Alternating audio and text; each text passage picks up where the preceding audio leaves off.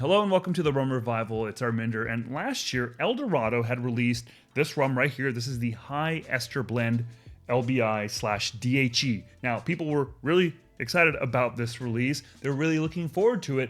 And let's be real, I think for a lot of people that excitement was because of the inclusion of the words high ester on the label. And I think a lot of people wanted to know, what does a high ester rum from El Dorado taste like? Now, eventually the rum came out and people seemed like fell into one of two camps, right? Either they were disappointed because maybe it didn't live up to what they thought, high ester should be, either in general or specifically for El Dorado, or the other camp where I think folks that were really enamored by the rum, right? That was enamored with it. I really loved and still love this rum. It's one of my favorite rums of last year. It's just I think a fun, enjoyable rum. It's everything I want from El Dorado kind of turned up. And now this year, El Dorado has put out a sequel, or soon to put out a sequel. Don't freak out. I know this is a small bottle, but the actual release will not be at $375. It will in fact be at $750. And what this is the next high ester blend. This is El Dorado High Ester Blend PM/DHE. Now, both of these are part of a larger series, the High Ester Blend series from El Dorado.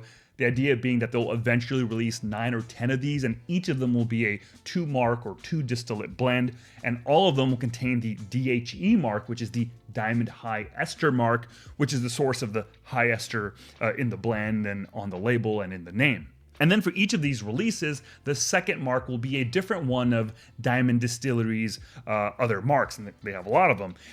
This first one was LBI, the LBI mark, and the second one is now the PM or Port Mourant Mark. So we're going to focus on this new release here. Beyond mentioning that this is just a sample size, it will come in at $750.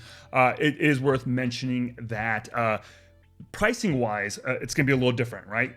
We are dealing with tariffs, right? And Guyana is dealing with tariffs, and where I live is around $120.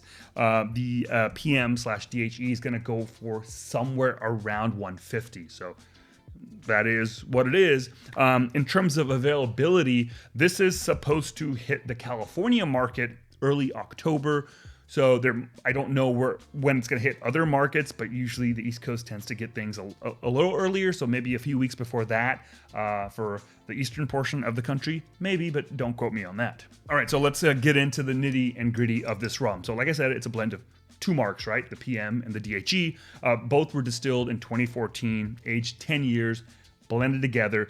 We don't know the exact ratio of the blend. We didn't know it here. We don't know it here. And I don't think El Dorado is going to release that. Would love that, but they won't. Now, there is a bit of a drop in the ABV. This is 51.7% ABV, where this was 57. So it's like a difference of like almost 6? I can do math. Yeah, a difference of a little bit of a 6% ABV drop.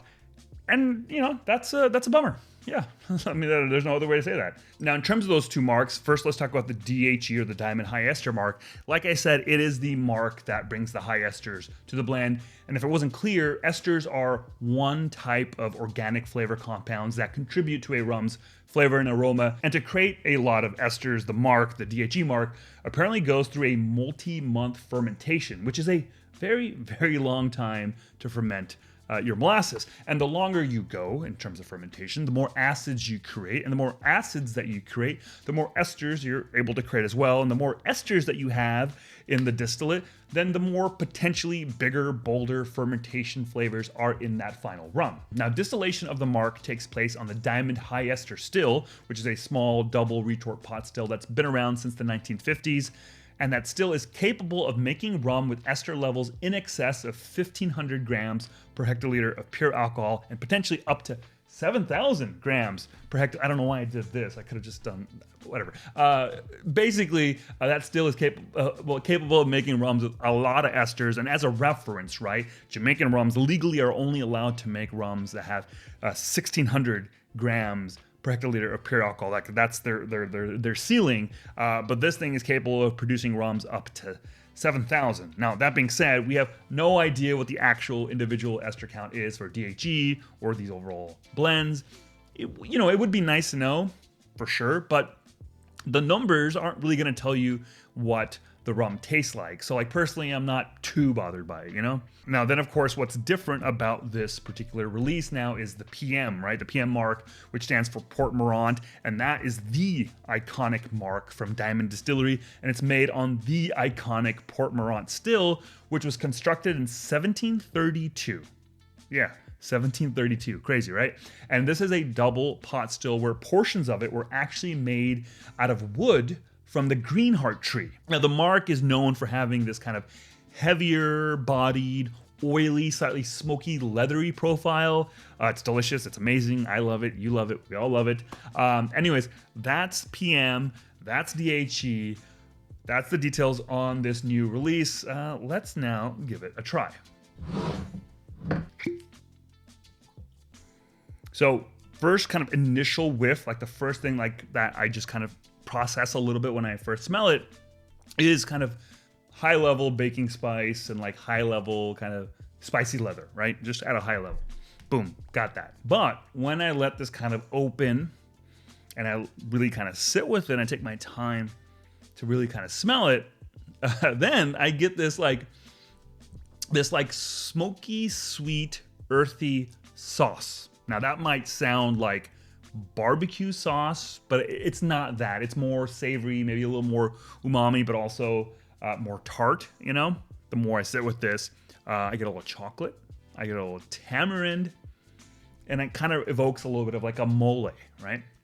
But there's also, this took a while. I really kind of sat with this sucker for, for the other day, and I got this brightness through all that kind of sauce and whatever I was describing it as. I got this little sharp bit of brightness that smells a bit like pineapple. Maybe not in the Jamaican rum sense, but kind of a pineapple. But it's not just any old pineapple, because what it evoked for me was pineapple covered in chamoy. Now, if you're not familiar with chamoy, it's like a tangy, sweet, spicy, salty condiment from Mexico. It's often made with like dried chilies, dried fruit, pickled fruit sometimes, I think, sugar, lime, and it's amazing. It's amazing on everything, but it's especially amazing on fruit. And I actually just recently had some pineapple covered in chamoy, so that might be why my mind went to that. But to me, that chamoy is a really great way to describe the aroma that I'm getting on this. All right, let's give it a sip. Cheers.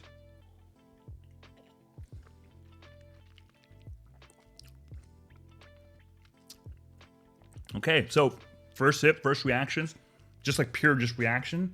It feels bold, zingy, lively, you know, without talking about specific notes, just kind of, yeah, it's very all that, bold, zingy, and lively.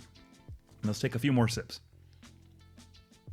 Okay, so on subsequent sips, what I think the first thing that I notice is a very classic Port Mourant, right? Which, if you're not familiar, I get a lot of like these dark fruit notes, almost like a dark savory cherry, if that's like a thing. I don't know if it is, but there's also this oily, rich, dank wood and like a little bit of leather thing going on. And I love those flavors, and I love those flavors in Port Mourant.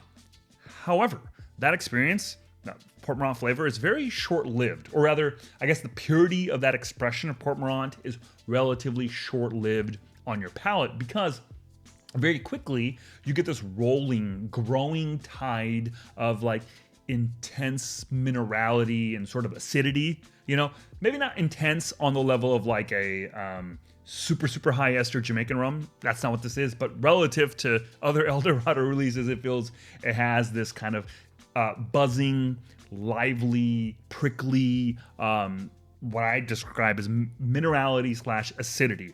Very manageable. Like I don't think it'll ever trigger like heartburn.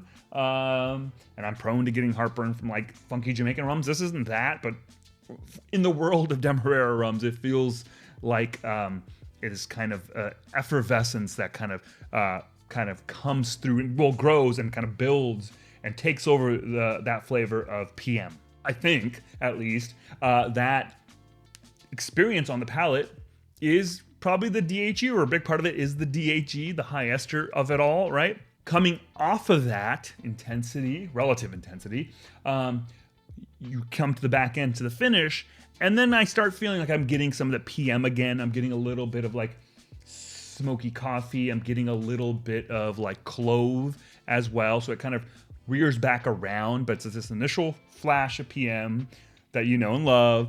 Then this build up, this lively electric thing happening, washes away, and you get a little faint hint of the Port Mourant. So I think if you're coming into this rum expecting the full bore of kind of PM-ness, this isn't that, right? Like, it's not, because it's not all PM, right? It's PM/DHE, right?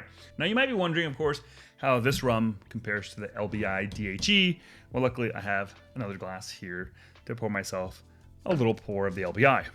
So I think right off the bat, in terms of aroma for the LBI, it just smells a little sweeter, a little richer. I'm getting a lot of vanillas here. I'm getting some latte, vanilla latte, I guess, dried fruit, and then a little bit of cinnamon. It just has this more, or evokes more of a richness. On the palate, the LBI feels lusher and richer than the PM.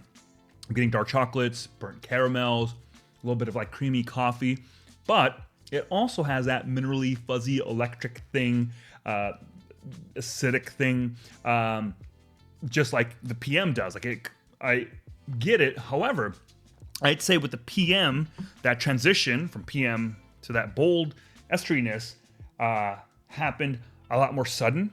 Like it was getting in, and then boom, we got the DHE of it all.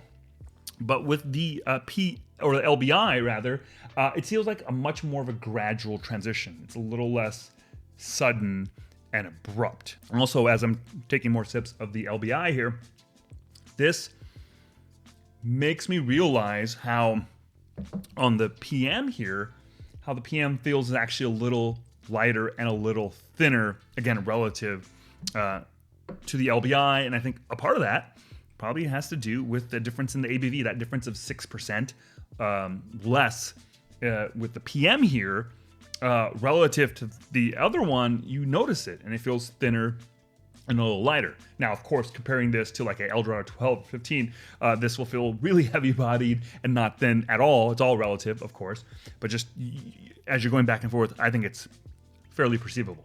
So I think ultimately, I do like this rum a lot. I really enjoy it. I enjoy the Port Mourant of it. I enjoy the DHE of it.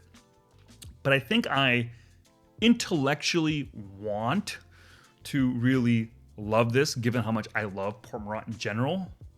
But I think the primal animal in me is kind of still in love with the LBI DHE. There's just some part of my brain that this kind of stimulates and scratches, or where am I going with this? There's something it does to me that it's a very familiar thing, and it's just so comforting.